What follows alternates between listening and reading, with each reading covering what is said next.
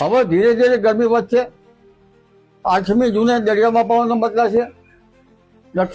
પશ્ચિમનો પવન થવાની શક્યતા રહેશે. આરબ કન્ટ્રીમાંથી ગરમ પવનો આવવાની શક્યતા રહેશે, એટલે ગરમી વધશે.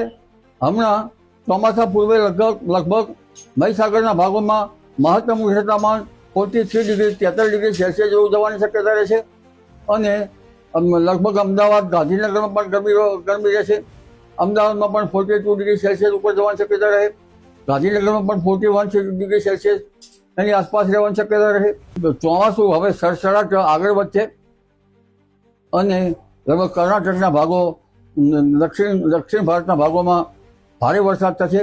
તારીખ 10-11 જૂન સુધીમાં લગભગ મુંબઈ, મહારાષ્ટ્રના ભાગોમાં ચોમાસું આવી જવાની શક્યતા રહેશે. ગોવા વગેરે ભાગોમાં 100 mm કે તેથી વધુ વરસાદ થવાની શક્યતા રહેશે. અને ધીરે ધીરે લગભગ ગુજરાતના ભાગોમાં ચોમાસું 20મી જૂન આસપાસ આવવાની શક્યતા રહેશે. પરંતુ તે પૂર્વે 16મી જૂન સુધીમાં વૃશ્ચિક નક્ષત્રનો વરસાદ થવાની શક્યતા રહેશે. જો કે સારો વરસાદ 20મી જૂનથી 28 જૂન વચ્ચે થવાની શક્યતા રહેશે.